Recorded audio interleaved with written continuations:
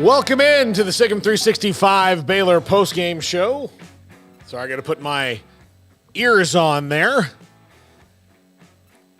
Baylor falls to 3-9, and I do apologize for the normally delayed start here. Mm-hmm. Garrett, Florida State and Florida were locked in. It was a battle. It was a battle in a game that on paper should not have been a battle in any way, shape, or form, even with the backup quarterback in. But the Gators had a fantastic game plan tonight. Yes. And so I was not, and I know we're talking about Baylor, and we'll talk about them in a second, but I could not focus on my job here and be professional with that going on. So we waited until it was over. I'm not going to, there's no reason for me not to pull back the veil on that. People know where my head's at there. No, I think it's cool. I think everybody understands.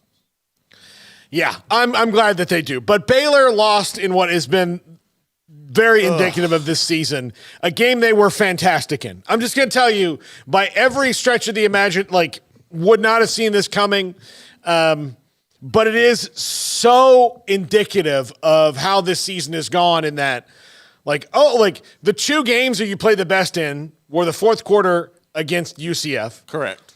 And this game against West Virginia. Garrett, I would like to ask you, I'll posit this question to you. All right. What are the overlapping factors in that game?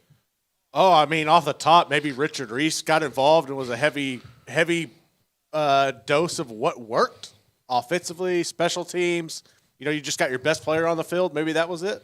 Yeah. I think that was the biggest part of it. Look, Richard Reese, 2 kickoff returns for touchdowns. Yes. He's going to be the Big 12 special teams player of the week. Easily. He was great all night long. Let's see. Hold on. Let's see. How many? He had 6 carries for 42 yards. So he averaged 7 yards a carry.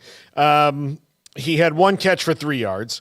So Richard Reese was involved in this game. And when Richard Reese is involved in the offense, it's better. He averaged 7 yards a carry, which means they didn't give him the ball enough. Sawyer Robertson played really well, 17-19 for 215. Now, they didn't have the ball for the entire first half, but they were still in it because of Richard Reese. And here they are, come down to the end. They have a lead, miss a field goal, and Garrett Green, who is, he's a rascal now.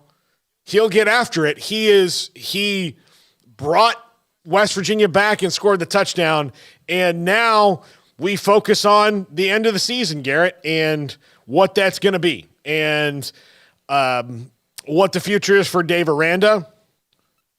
And, I see the chat already. What a perfect end. Perfect. It was that whole after West Virginia, when West Virginia got the ball, you could just tell Garrett Green was pissed. He saw an opportunity. They put the stat out there he's done this a couple other times this season, man. And no, they had a will to win. The last play they drew up where they threw it to the running back. There's inexcusable when you understand the game's on the line for you to let a back get that wide open down the field.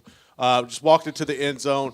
It was bad, man. And then when they cut to the sideline, you saw Jeff Grimes talking, and I'm like, wait a minute, why is Robertson not on the field? Then you got RJ Martinez out there just for one. That was the most Baylor thing, Baylor-esque thing. Yeah, what are they There's a lot of questions that have to be answered about the end of that game. It was, and a lot of questions have to be answered.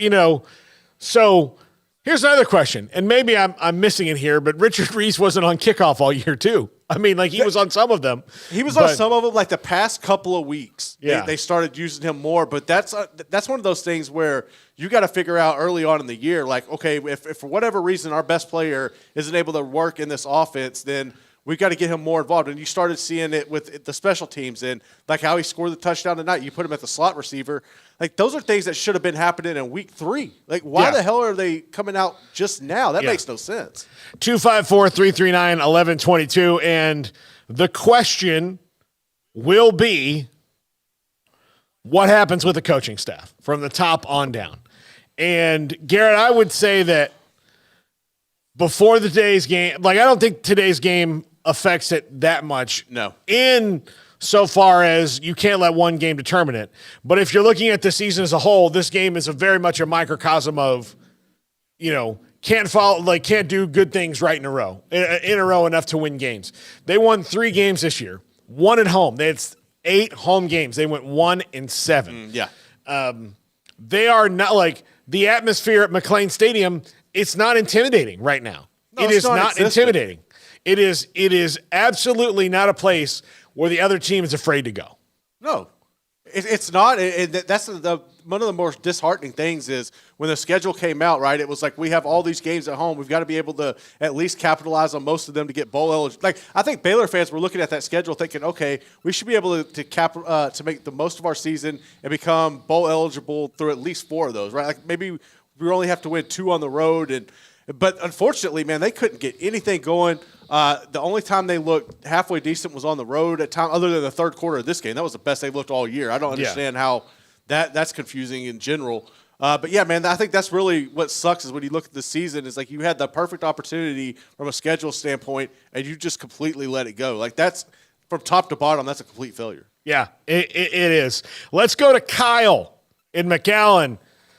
Kyle, your thoughts as the season has come to a tumultuous end. Where's Parker at? I got to ask Parker if I want to ask Parker if Max going to keep Aranda or is he going to let him go? I mean, I think that's the question. Nobody really wants to talk. I mean, I feel sorry for the seniors because they did play a hard game. I mean, really with those 2 kickoff returns, we wouldn't have been in that game either. Surprisingly, Paul and Garrett, how many times have you seen the wheel route wide open and a mismatch totally, whether it be Jackson, Randolph, Brooks Miller? I mean, come on. They had to know they were vulnerable to see that tonight, and right there at that end of the game. I'm going to say a couple things, and then I'll get off. But, Randa's record is, 24-24 now in 4 years? Mm-hmm. Is that right? Yeah. And he had that 12-2 season. Uh-huh. A guy wrote a great article talking about keeping players and coaches accountable for the kids not executing. And once again, we didn't execute some things that we needed to at the end of the game. I mean, I think everyone likes Aranda, but he's kind of like the counselor at the school. He seems like. He's a very likable guy, but he's certainly not keeping people accountable for their jobs, whether that be coaches or players. And it's been so disappointing. But we've got to start over. I'm a Traylor fan. I've got a nephew that plays for Traylor. Everybody loves him. He's tough-minded. He'll bring back the culture that Matt Rule left us. Go look and see what Matt Rule just. He lost the game this weekend, but man, that culture is already being set at Nebraska. So let's start over. Who do we want? I mean, who's the coach? Let's talk about who the coach is. What coach we want? Can we talk about that instead of the game? Yeah, look, that's probably where we're going to go. I think we've kind of gone through the game, and Kyle, thanks a lot. Well, I don't know about the coach that you want because. We can throw it out there about guys who are available because, look, I'll tell you this. If you want Jeff Traylor, reports coming out of College Station appear to be right now that Mark Stoops from Kentucky is getting that job, and that's Mark Passwaters, who I know really well from AggieL.com, is reporting that. That's starting to pick up some steam that it's going to be Mark Stoops, which means it's not going to be Jeff Traylor, which means he would be available. Now, and I know, look, I'll just tell you, I know that he would be interested in the Baylor job. Yes, he would. He would be interested in the Baylor job. So it's not, if that happens. Now, but we don't know, like, here's the thing. I don't like to speculate on the next coach yet, Kyle, because we don't know what's going to happen with Dave. Yes. We don't. And speculating on the next coach, if they do decide to keep him, which is a huge possibility. I mean, I'd still say it's 50-50. I would agree with that. And I think that the way things have trended over the past couple of weeks, and you can kind of take it for what it is. Maybe you're looking at maybe you're honestly waiting for this scenario, right? Like, how was the season going to end? What was A&M's situation? And then kind of go from there, given how the dominoes fell. If that was the case, then, yeah, I think you have good options out there. If not, I mean, I see a situation where they would bring Aranda back and be like, look, man, we've changed the coordinators at this point 2 different times on both sides of the ball. Like, everything's going to fall at your feet. Like, and to just set a bar, kind of like Iowa did with Brian Ferentz this year. Like, put certain standards around it where you have to meet that next year or that's it. But I'm agree with you, man. At this point, it's 50-50 on if he's going to come back or not. I really believe that. Yeah, I think it's 50-50. I'm going to throw another interesting one out there to you. According to Ross Dellinger, Mississippi State has targeted Jeff Lebby as their next head coach. The deal's not done, but it's expected to get done. And usually Ross doesn't roll out there unless there's coaching news. Deal not done, but discussions are expected to result in a hire. So Jeff Lebby.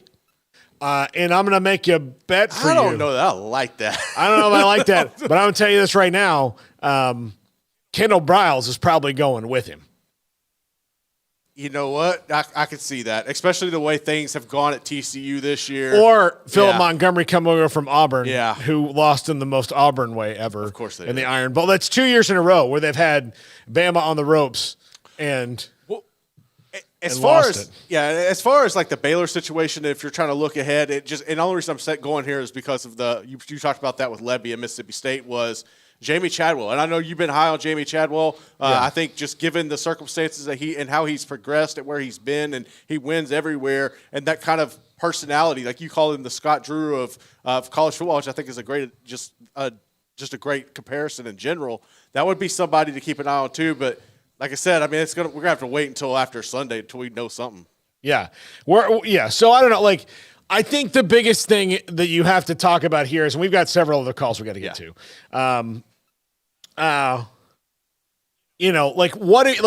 What's going to change if you bring him back? Not much. Yeah, and I think that's the issue. Like, I'm just having a hard time seeing how Max sells that. Yeah, and that's another thing. It's like I don't necessarily think or know that people. I don't know that the NIL being adjusted to the way it should be adjusted is necessarily going to be the game changer that people are expecting either. That's another thing I want people to kind of hold up with their expectations for that as well. Yeah. I can't. I can't figure what they're going to do. I really can't. I mean, it is, and it's a weird thing because Dave Aranda is very likable. Yes. And he's very, very intelligent. Yes. And we may be in a situation where sometimes, I don't know, like there's going to be some people in the chat room who get all political on me on this, but I'm just telling you from a historical perspective. Probably the most intelligent person to ever be president of the United States was Jimmy Carter. But he was not really good at that job. Yeah. And he was either there well before we needed a Jimmy Carter. Like he was the wrong guy he was the right guy at the wrong time. Yeah. But he's probably the most intelligent, compassionate person who's ever maybe been president of the United States. He really was unique in that. And this post-presidency life kind of shows a lot of that. And I say that to say that Dave Aranda is smarter and more compassionate than 90% of the coaches out there. Correct. And I don't even say that knocking other coaches. It's just what his skill set is. But he might be the right guy at the wrong time. And so that's where it kind of sits. It's like, again, like Jimmy Carter was like a nuclear physicist, like all these like brilliant things he did, but he wasn't good at being president. Like some of it wasn't his fault. Some of it was like, he just wasn't really good at that job. Look, George, the first George Bush, same way. Like I can go history, like they're good and bad things, but like Dave Aranda's kind of in that category of like, I mean, he's probably going to be good at it someday, but can Baylor allow him to on-the-job train? You know? I think that kind of, to me, that time period has passed at this point. I would say, like, if you wanted to run him back one more year, I think, okay, but you're going to have to meet certain expectations. But if not, like, you can't just let him figure it out and set things behind a decade. Like, that's not going to benefit anybody in the long run. Yeah, I think so. I think so. Anyway, let's go to the calls here. Let's go to Jesse in Tennessee. Jesse, thanks for holding. You're on the postgame show. Hey, fellas. Thanks for having me on. What's on your mind? Can y'all hear me? Yeah, I got you. A lot, man. I'm kind of scatterbrained, especially after this season. I mean, it's just, you hear it every week, even from Aranda. He's always like, we're disappointed, but like, how many games have we seen that are like right there in Baylor's grasp, and somehow they always find a way to lose? Mm-hmm. Like, I was standing there in front of my TV tonight, and I was like, I just knew it. As soon as we gave the ball back to West Virginia, I just knew they were going to lose. I just knew it. It just blows my mind. Yeah, it's a weird thing, and that's one of the things of, if you look at this game, you compare this game to the Houston game. If you compare this game to the Utah game, the close games that they lost. Like, they just, and look, the TCU game a year ago. Yes. Like, they keep making these things happen in close games. And Jesse, I certainly appreciate your call. Thanks for calling in from Bristol, Tennessee. Like, that's where, like, they're in this position where if they bet on Aranda, like, they're pushing a lot of chips to the middle of the table. I mean, like, it's not even like a hand of poker. It's the roulette wheel right now, right? Yeah. Like, they're just betting on the ball to fall right where they want it to. And, I'm not saying it wouldn't work out, but you can only change staff so much. That's what I was talking about. Like, you're going to, at this point, you would have gone through two offensive coordinators. Yeah, two offensive coordinators. You'd be, I guess, if you kept Pallage, you would. It's just that you've shuffled the deck too many times already, and at some point, if you're the last man standing, there's really only so many places you can look at that. And that's kind of where we're at right now with this situation. Yeah, I think so too. It will be very, very interesting what they do and why they decide to do it. And Max Rhodes has a big decision in front of him, a really big decision in front of him. Let's go to Matt in D.C. Matt, go ahead. Hey, guys. Happy Thanksgiving. Happy Thanksgiving to you. How's it going? Yeah, I appreciate that. Yeah, this season, I mean, I wasn't surprised in the ending. It's been that no one should be shocked at what happened today. It's sad to say, but looking back over the years, that the 1-win season was a better year than that, because at least throughout the season you saw improvement in the game. The team at the end of that 1-win season was way better than the team that started it, and the team this year is not better than the team that started it or last year. We peaked in 2019, 2021, and we're moving backwards. And I think Dave Aranda is a really good guy, like you said. I think that he may be more concerned about being a leader of men and maybe a youth leader than what a football coach is. Maybe just not the right fit at the time, but like you said, with the presidents and everything. But I think a change has to happen, because even when teams are obliterated with injuries or something, the good coaches find a way to shuffle the deck, and we haven't. Nothing changed all year. There was no improvement from the beginning to end. And if there's not a change made, I don't see how this fan base is going to show up at all next year like they did tonight. There was college football is a show now. You got to entertain us. If you don't put a good product on the field, people aren't going to spend their time and money to come to it. They're just not. And Max Rhodes, I hope you make a change, because we're moving backwards, and it just all has to change. And just want to say thank you all again for this great show, and I'm looking forward to basketball season. So happy Thanksgiving, Merry Christmas. All right, thanks, Matt. Appreciate your call. I mean, the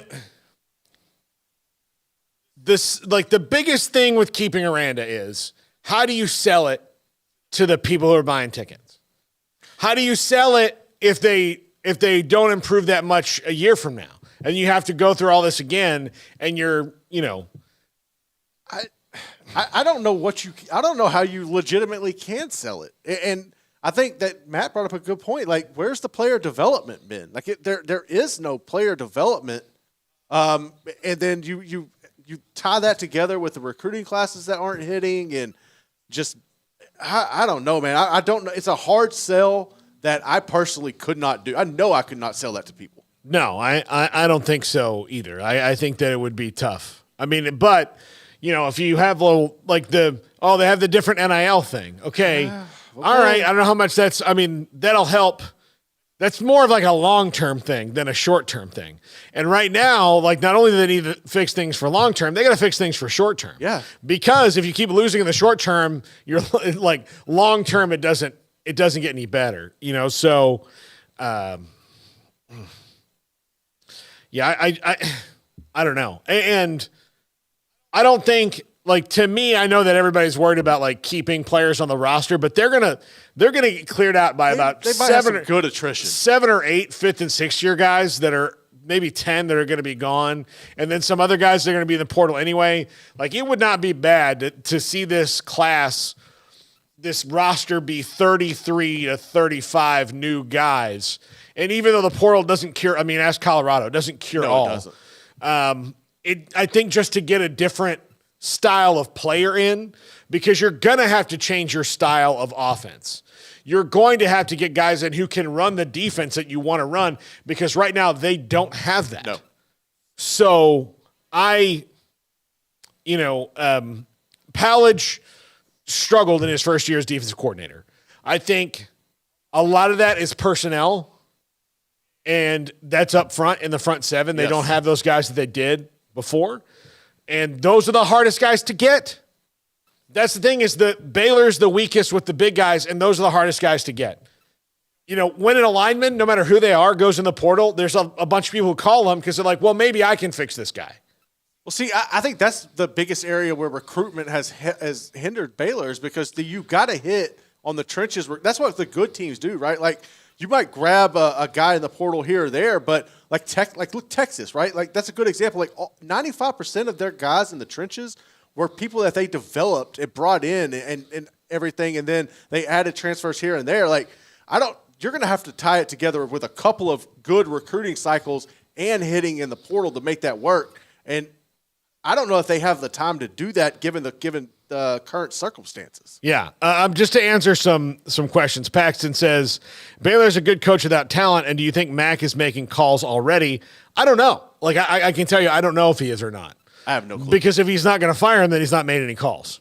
Josh mentioned that maybe Barry Odom, who is at UNLV, he and Mac overlapped for a year at Missouri. And so Barry, maybe, I don't know, like, he's 9-3 at UNLV. He's doing a fantastic job there. I just tend to think that it would be a Jeff Traylor or Jamie Chadwell, Jason Candle. Like, those are the kind of guys that they're going to go get. So, we'll see. But again, like, it's really, to me, it's kind of wrong of us to speculate on who the next coach would be too much, because we don't know what the situation's going to be with Dave Aranda. Steven from Virginia, thanks for your call. Go ahead. Obviously, I'm way disappointed in that result, and I'm way disappointed in this whole season. And I think you guys have hit it on the head a lot. I think running this thing back would be really hard to sell to the fan base. I don't think the fan base would take that lying down. I think they would much rather not show up than watch that again. I'm not speaking for myself. I just think you look at the crowd. The crowd was sparse tonight. The crowd's been sparse for a few weeks. I really think that if you're going to turn this thing around, that, a lot of people chafed at the idea that you need a Texas guy down here. And I know you don't necessarily need a Texas guy, but this program, this offense has to be built the way Texas offenses are run, so we can recruit talented players who fit a system that works. And I don't want to speculate on the new coach. I just want to say that this was really disappointing, and I'm not sure how you fix it. But like, Max Rhodes has a big job in front of him, and I just don't think the fan base will take inaction or no change really well. I agree with you, Steven. I think that, and thanks for your call, I think that if you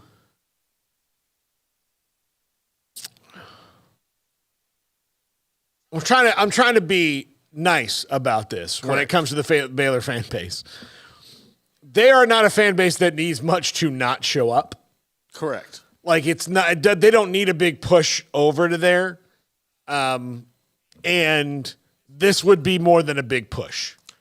I agree. Yeah. Like, they're already, like, and here's the thing, they're already kind of combative with the athletic department on little things like the ribbon boards and the video, the blackout versus a gold out, like those kind of uniforms. Like they're already kind of combative on things, and so this is it's more tenuous than it normally would be in a situation like this. Like sometimes it's just, well, this coach has to go. That's fine, but it's not all the things around it, the tailgating, the this, and like all these things that have built up around football that don't really have anything to do with head coach. And then the head coach is struggling, and it's just like it is a big like fruit salad of different things that you have to deal with as an athletic director. And I don't know how Mac can fix those other things that have to be generated with excitement, right? Yes. You have to have a spark to light that fire. And if you don't, then I don't know how you fix those other things around it. So like if game day atmosphere is bad and the tailgating's bad and this and this and that. The product is bad. The product isn't good either. Like those are all things like it has to start with winning. Winning cures a lot of things, and winning can hide a lot of things because a lot of these same things were going on when Baylor was winning, but people didn't really notice because they were having fun because the team was winning. But when you're not having fun and the team's not winning, then you're like, you know what else sucks? This and that and this thing and that thing. And I don't know why I don't know why this thing has been this way for a while, but it makes me mad too. And so that is the it's like a 5-alarm fire. It is, okay. We got the kitchen put out. Okay, the kitchen's out. Open the next door. The bedroom's on fire. Okay, the bedroom's on fire. The bathroom's on fire. They're all on fire. Like, you just have to keep going. 254-339-1122. We got about 10, 15 more minutes to go here. By the way, Iowa State and Kansas State. Farmageddon. 42-35, Iowa State in Manhattan. 7:20. Let me make sure. Let me reload that. 7:24 left to go in that one.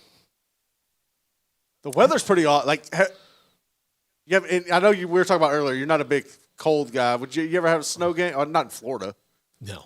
But would you want to play in a snow game? No. Not at all. No.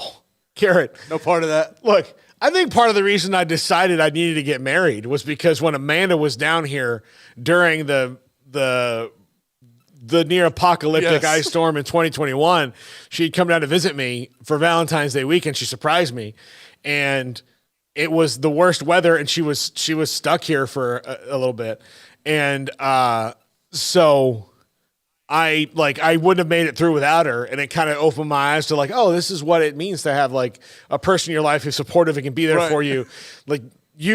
Honestly, I would be a completely different person had I gone through that alone.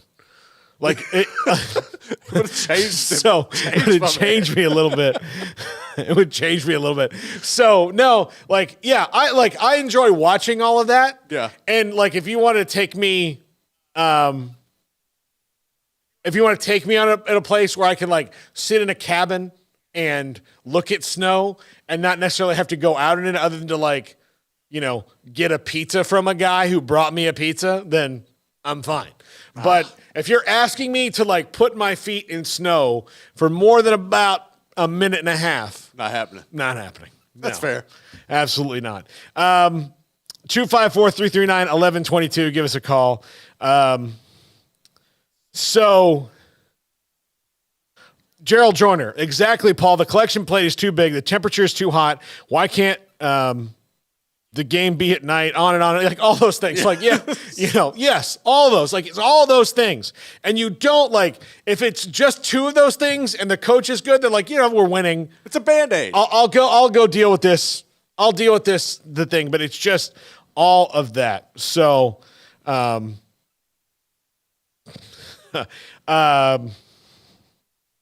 a lot of people talking about Trailer. LTCM, Robertson will be good wherever he transfers.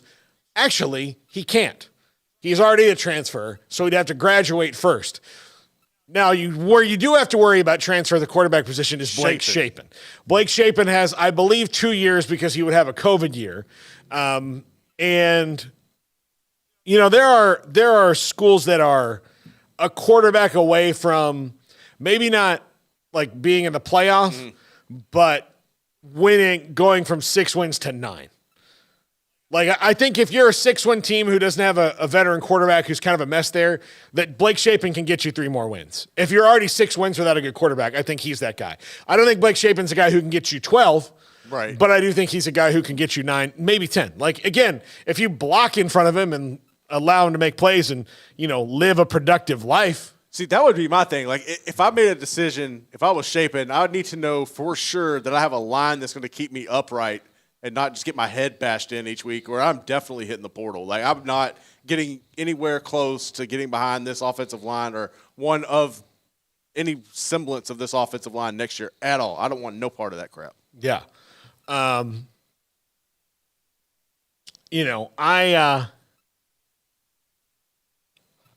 don't know. I think that's a big thing for Baylor is, who can keep the best players here. Now, the way the one-time transfer rule works, they're kind of at an advantage on a couple players.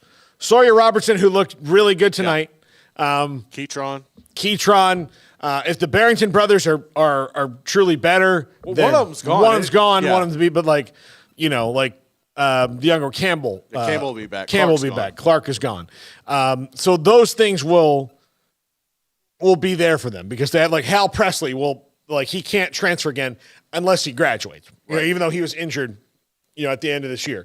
Richard Reese, he can leave. Dominic Richardson, he's got to stay. If is he a junior or senior? He should be a senior. He's a senior. So he's a senior. So he's gone. gone. Yeah. But I mean, again, COVID years and all that stuff, I don't know. Like everybody who's, who is playing in 2020, who's still in school, still has one. Right. So if you were in school in 2020 and you're still in school now and you haven't used your COVID year, then you still have one. I know it. I know you got to recruit everybody and your entire team in general, but Richard Reese would be the one. I would recruit more than anybody. If you got to get him back, you've got to keep him at Baylor, and you got to fit him into an offense that would work for him. Now he does got to get better developing some hands because he cannot catch coming out of the backfield, and that might be some of the reasons why they hadn't used him as much. But that's about the only weakness in his game is the developing him to be able to catch out of the backfield. Once he gets that, he'd be a pretty good total package for them. But I would definitely start with him. That's one guy you can't let hit the portal and get out of here. You got to get Richard Reese back on this team. Laura Weiss says they have to stay even when their coach is fired. I'm not completely sure about that, but I think the one-time transfer rule kind of eliminates that if you've already transferred. I don't know how that works with a coaching change. I'd have to look more into that, but I would think maybe that would be a different circumstance. They would let you go again. I don't know though on that. Yeah, I mean, but what if you go to the next place? You can't just skip because of coaching. I get it. Okay, say you're a freshman, your coach gets fired, you transfer. Yeah. You're a sophomore, that coach gets fired, you transfer. You're a junior, that coach where does it? Yeah. I think there are you can.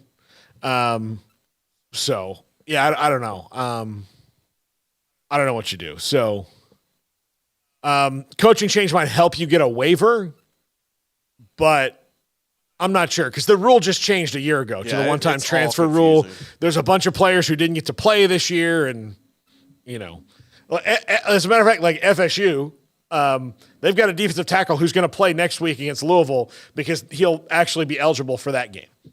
But he's missed all year? He hasn't because you're going to get the waiver. So Daryl Jackson's his name. He's the defensive tackle. He's going to be able to play against Louisville in the bowl game because that starts a new Yeah, that's ridiculous. That's stupid. Yeah, but so I'm not sure, but WTX Turkey, real simple. B-ball wins because of talent. Football needs better talent. Head coach responsible for talent acquisition. There you go. It's pretty simple. Yeah.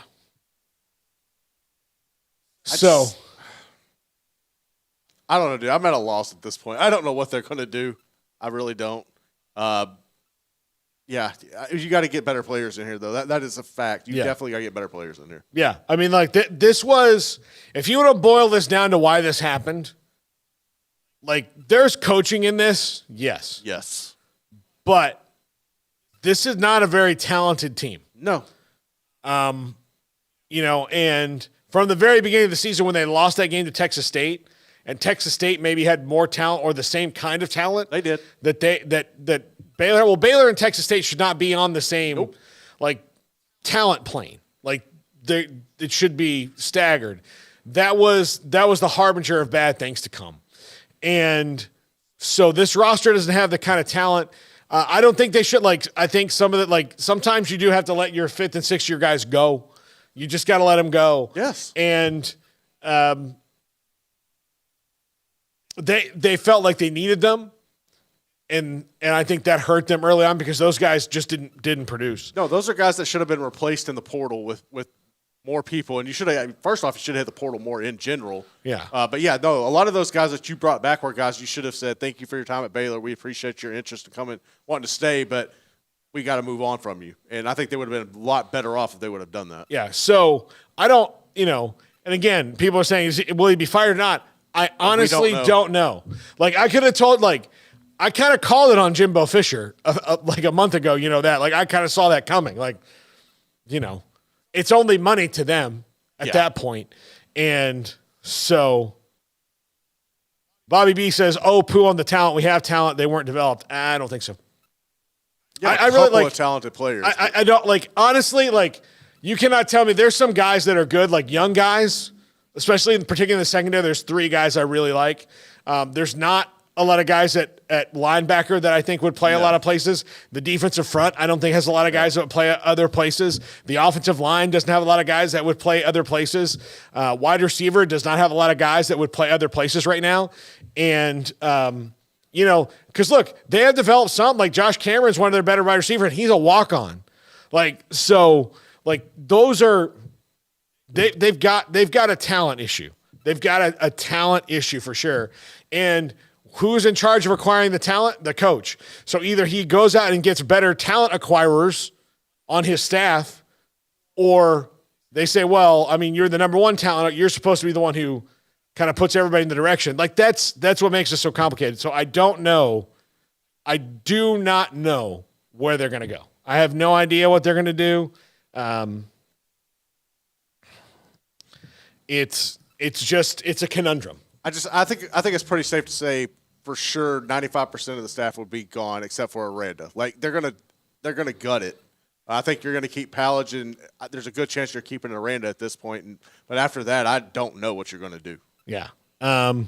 So look, Armani Winfield just brought up in the chat room. Like, that is, and he's not panned out. Like, that's one that they have not developed. But also, I don't know if that's on the coaching staff, that's on Armani. Like, and I don't know though, because I think there's a lot of parallels between Armani and what you saw happen with Seth Jones. Like, those were 2 highly recruited players that came in here and just never developed. Like, never. And those are people that, like, covering recruiting, you could see the talent there. I think that was some developmental issues at Baylor. I really agree with that. Well, but I mean, where's Seth Jones now? That's another thing, though. It's like, what are you doing? Like sometimes, look, here's how you know it was on the previous coaching staff. If they go somewhere else and they pop and get better. Yeah. Okay? If you're Georgia and Alabama aren't really good. Those aren't good barometers examples. Because a lot of times they just kind of trade, but golly, there's a guy on LSU. Jaden Daniels? Jaden Daniels. Okay. Jaden Daniels? Okay. Here's how. Yeah, it wasn't Jaden Daniels. It was somebody else I was thinking of on LSU who I think is really good. That's a transfer that wasn't hitting. Ricky Pearsall at Florida. Yes. And that's not even a good team, but he's been better bad. in Florida. Those 2 guys and Johnny Wilson were all 3 together on Arizona State's team under Herm Edwards. And now they're all somewhere else. And Ricky Pearsall's the leading receiver. Johnny Wilson's going to be an NFL receiver. Jaden Daniels is probably going to win the Heisman Trophy. And they were all together in Tempe. So that's how you tell your staff is not developing talent. That's how you tell. So if Armani Winfield and some of these other guys leave and then they pop, then you're like, okay. Yeah, that's the thing. And I think, look, with Herm Edwards, he just got fired a year ago, right? Yeah. So he just got fired a year ago. I think part of the thing that happened was Jaden Daniels, Johnny Wilson, Ricky Pearsall out doing good things. And they're like, hey, not only are you losing, but weren't all 3 of these guys living here? Yes. Michael Penix in Indiana. Like, what the hell does that what's going on? Keon Coleman at Michigan State. Yeah. Like, those things that are happening, like, you got to you got to be, like those are the ones. But if a guy goes off and he's just still the same guy, then And that's kind of been the case here. Look, Yeah. we all know tons of people who peaked in high school. Yes. Tons. Yes. It happens to a lot of people. Sometimes athletically, if you peak athletically and not everything else in high school, you're fine. Like, you'll be all right. Sports don't last forever for anyone. Longer for some than others, but we all know people who peaked in high school. And I played Little League Baseball with a guy who I remember everybody thought was like, this guy is just a monster. And by his senior year in high school, all the other better players had kind of figured him out. And he wasn't bigger than everybody anymore. Yeah, he didn't have the size of it. Yeah, but his name was Corey Hawkinson. And I remember, you would just walk him. With the bases loaded, you'd walk him. He was just that good. He was on my buddy Rusty, who wanted to be my college roommate. He was on his team, and they won because of him. You couldn't pitch around him. You couldn't do anything. And then he got to high school, and I remember that we went to different high schools, and I remember oh man, North must have a great baseball team because of Corey. And seeing Rusty, he's like, hey, he's just not that good anymore. Not hitting it out. Yeah, he's just. That's it. Everybody else had puberty and Balance the ecosystem. balanced it out. So I don't know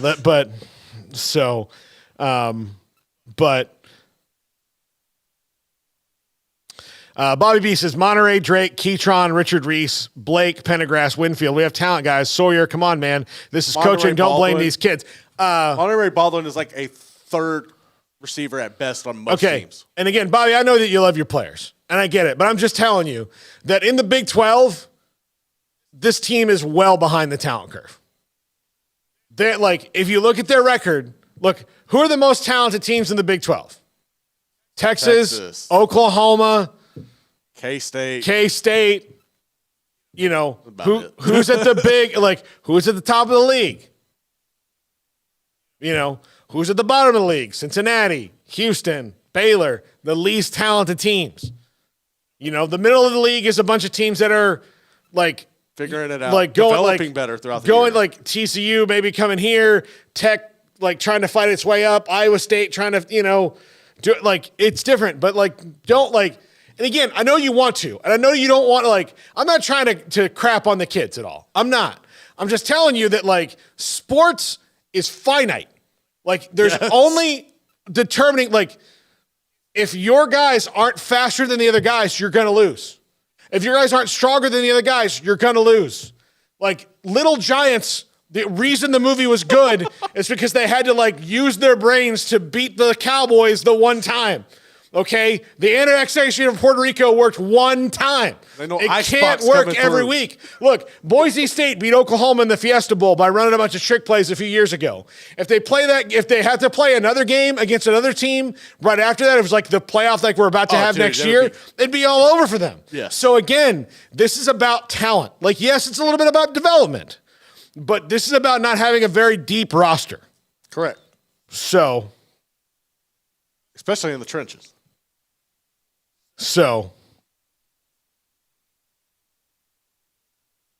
But yeah, so I know that there's a lot of differing, but we shall see how the future unfolds. Yeah. David Brazil, imagine hiring Jimbo would at least bring name recognition for recruiting. Yeah, Jimbo's not getting hired by people. No, maybe West Virginia, but that'll be in a few years. It's 8-4. I said a few years. I said 8. I said a few years. It's not. All right. That's going to do it for us. Been real. Yeah. Baylor Bigfoot, I'm going to give you credit. No deep roster is a coaching. Again, yes, it is. That's all, it's all about the coaching. So.